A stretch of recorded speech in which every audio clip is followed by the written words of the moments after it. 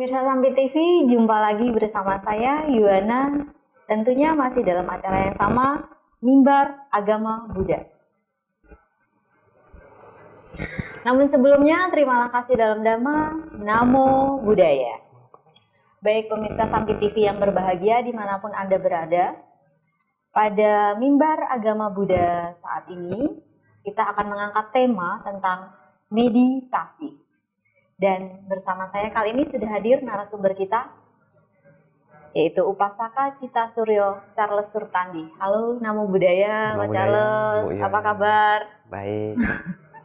Iya, terima kasih sudah menyempatkan waktunya untuk acara Mimbar Agama Buddha hari ini. Baik, sesuai tema yang sudah saya bicarakan tadi, kita akan berbicara soal meditasi. Ya, tentunya meditasi itu sudah nggak asing lagi bagi kalangan Buddhis sendiri ya, Pak Charles ya. Betul. Karena meditasi itu kan ya salah satu ajaran Buddhis ya, yang tentunya setiap kali kita melakukan puja bakti, kurang lebih mungkin beberapa menit bagi yang pemula atau bahkan bagi yang para ahlinya mungkin seniornya sudah mungkin nggak biasa lagi lah, pokoknya itu sudah menjadi kegiatan rutin yang dilakukan sebagai umat Buddhis itu sendiri. Iya, betul.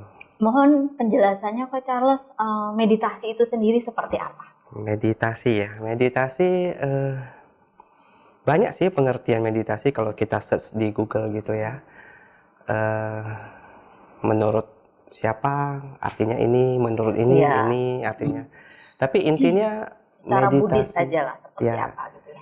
Intinya meditasi itu adalah konsentrasi atau fokus pada satu objek. Selama kita meditasi itu, selama waktu kita meditasi, kita hanya fokus pada satu objek. Nah, satu objek, tapi bisa 2-3 hal. Maksudnya 2-3 hal? Maksimal 3 hal. Maksimal 3 hal. Jadi gini, misalnya kita fokus pada objek pernafasan. Otomatis hal pertama yang kita perhatikan adalah keluar masuknya nafas. Yang kedua, hitungan. Nah, contohnya seperti itu. Ada 2, maksimal 3 hal lah untuk pemula.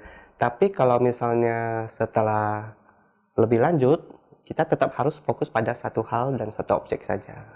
Baik, seperti itu pengertian meditasi. Berarti kita mengkonsentrasikan pikiran pada satu objek. Nah, objek itu apakah ada ketentuannya ketika kita bermeditasi? Kan harus ada objek nih, supaya kita lebih konsentrasinya lebih terpusat gitu ya kalau kita pakai objek. Nah, dalam memilih objek itu, apakah ada syarat-syarat khusus yang harus kita lalui atau bagaimana kita bisa menentukan objek yang sesuai dengan watak atau karakter kita? Oke, sebenarnya sih tidak. Cuman kadang kan ada kekotoran batin yang ingin kita hilangkan. Misalnya seperti kebencian, ya kita objeknya ke cinta kasih. Misalnya kita suka menghambur-hamburkan uang atau memboros atau gitu, ya kita objeknya ke anicca atau ketidakkekalan. Seperti itu, Bu Yana. Oke. Kemudian itu kan salah satu ajaran Buddhis. Apakah sebagai seorang Buddhis itu merupakan suatu keharusan atau kewajiban untuk melaksanakan meditasi? Kalau dibilang keharusan, ya itu pilihan sih ya. Balik ke individu masing-masing ya. Cuman kan Sang Buddha, guru kita, mencapai penerangan sempurna kan dari meditasi. Otomatis sebagai pengikutnya atau penganut agama Buddha, ya harus untuk melakukan meditasi untuk mencapai atau merealisasikan nibbana. Seperti Sang Buddha. Kemudian adakah syarat-syarat yang harus kita lalui nih ketika kita mau melaksanakan meditasi? Syarat-syarat ada. Yang pertama, kita harus dalam keadaan sehat jasmani dan rohani. Itu yang pertama. Soalnya kan kalau misalnya kita flu gitu kan agak susah ya mengganggu proses meditasi kita. Yang kedua, kita butuh tekad. Tekad untuk pertama tekad melaksanakan meditasi. Yang kedua, tekad melaksanakan sila dengan benar. melaksanakan sila yang bersih. Terus ketiga, kita butuh pembimbing atau guru. Yang keempat, kita butuh tempat yang tenang. Tempat yang tenang misalnya bebas dari gangguan semut atau nyamuk. Nah, itu kan nanti juga akan mengganggu proses meditasi. Terus yang kelima, waktu. Nah, waktu yang tepat lah untuk meditasi. Jadi syaratnya sebenarnya ada 5. Baik, saya tertarik soal sila tadi ya. Sila, tadi kan syaratnya harus melaksanakan sila yang baik ya. Kalau misalnya otomatis manusia yang bermoral itu kan dikatakan dia sudah melaksanakan sila dengan baik. Nah, tetapi dari sila itu mungkin ada satu pelanggaran atau pernah kita melakukan satu pelanggaran dari sila itu. Apakah itu nanti bisa mempengaruhi dari pelaksanaan meditasi yang kita lakukan? Pertanyaannya cukup menarik ya.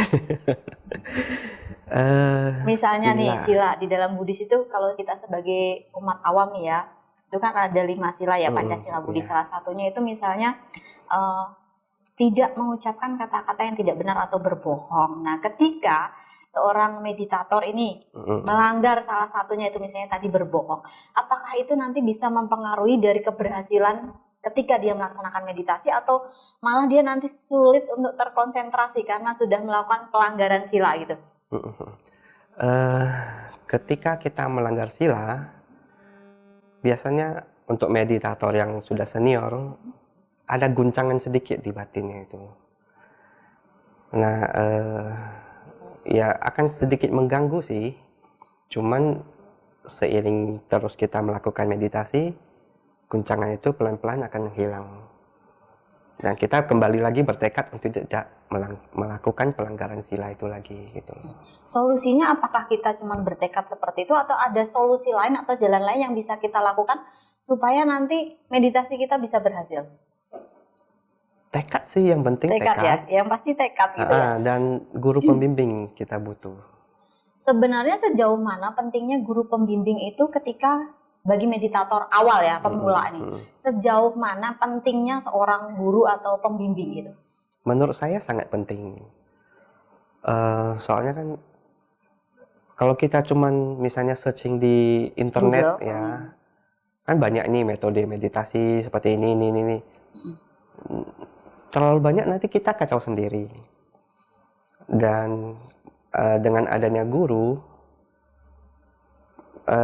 bisa memberikan jalan atau ajaran metode meditasi apa yang benar. Terus kalau misalnya kita merasakan fenomena, kan kalau tidak ada guru kan nanti kita bingung ini apa. Jadi malah kita jadi takut untuk bermeditasi. Nah, dengan adanya guru kita bisa bertanya, bisa minta penjelasan, bisa lebih terarah mungkin ya meditasinya. Oke. Kemudian ini sebenarnya tujuan kita melaksanakan meditasi kalau dalam Buddhis mungkin Coach Charles sendiri sudahlah sering praktekkan meditasi ya. Tujuan sendiri dari meditasi itu apa? Oke, tujuan meditasi sebagai umat Buddhis ya. Iya, tentunya. Yang pertama, mengikis kekotoran batin. Nah, syukur-syukur bisa melenyapkannya.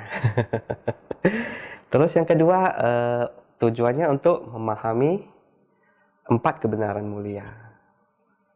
Dan ketiga, menembus 4 kebenaran mulia itu. Dan keempat adalah merealisasikan nibbana. Itu tujuan meditasi untuk umat Buddhis. Realisasi nibbana.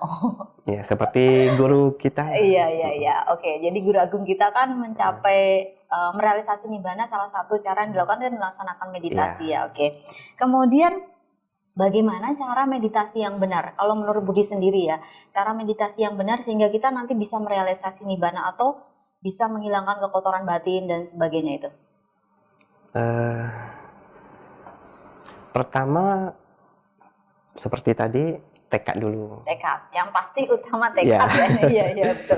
Karena kalau nggak ada tekad, susah sekali untuk mulai. Kayak benar. Terus tekad, terus jalan, mm-hmm. terus posisi meditasi, waktu, pemilihan waktu dan tempat. Waktu, oke.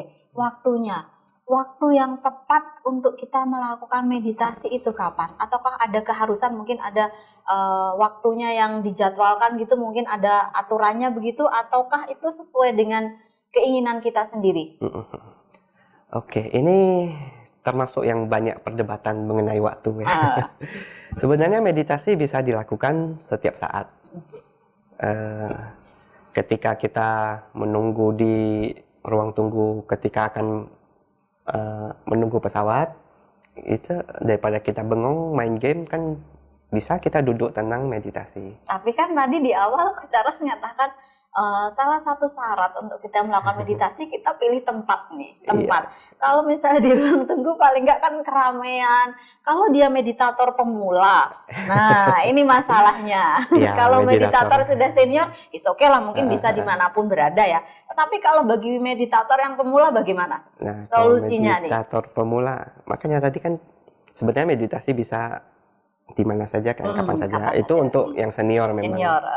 Terus waktu yang baik biasanya jam 9 malam. 9 malam. Sampai jam 7 pagi.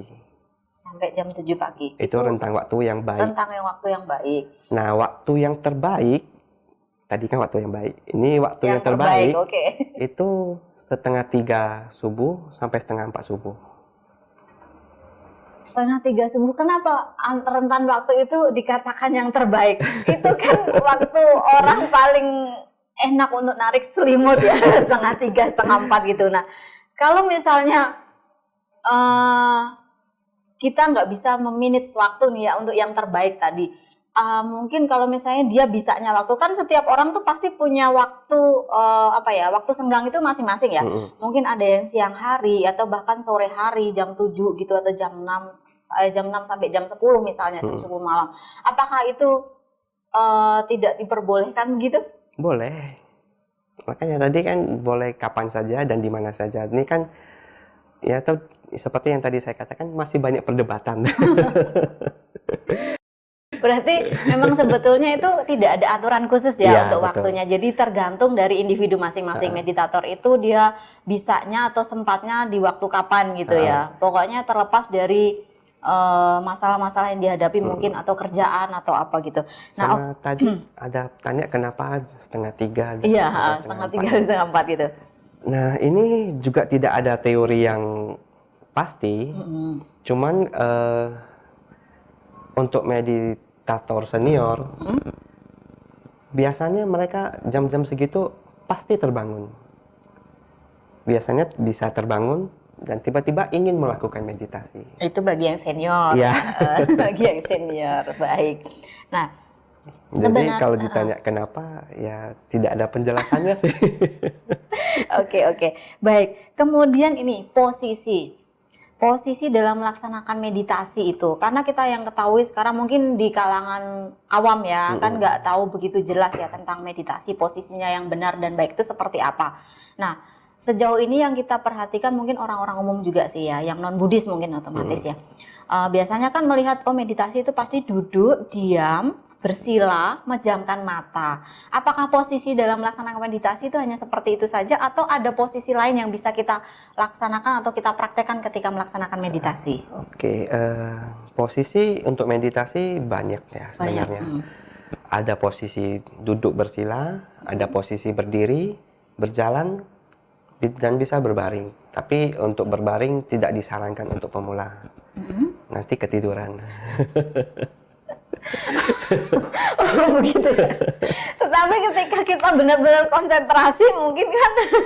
Ya, untuk yang meditator senior mungkin bisa. Bisa, oke. Dan meditasi tadi posisi ya. Posisi. Dan sebenarnya meditasi dalam hal apapun kita bisa melakukan meditasi. Misalnya waktu makan kita bisa melakukan meditasi. Contohnya kita sadari tangan kita saat memegang sendok, mengambil makanan, memasukkan dalam mulut, itu kita sadari semua. Itu juga termasuk meditasi. Oh, berarti menyadari semua tindakan yang kita Iya, lakukan begitu ya. Baik. Kemudian kalau bagi pemula nih, saya tanyakan bagi pemula bukan yang Iya, senior ya, oke. bagi pemula. Dari 4 posisi tadi nih kira-kira yang terbaik ya, yang terbaik bagi seorang pemula nih. Posisi yang mana? Kan dari tadi duduk bersila, berjalan, berdiri dan berbaring. Nah, dari 4 posisi itu kira-kira kalau bagi seorang pemula. Oke, untuk pemula paling baik sih memang posisi duduk bersila. Dan kalau tidak bisa bersila, mungkin ada kekurangan fisik atau apa, boleh duduk di kursi. Dengan syarat kaki harus menapak di lantai, tidak boleh menggantung dan tidak boleh bersandar.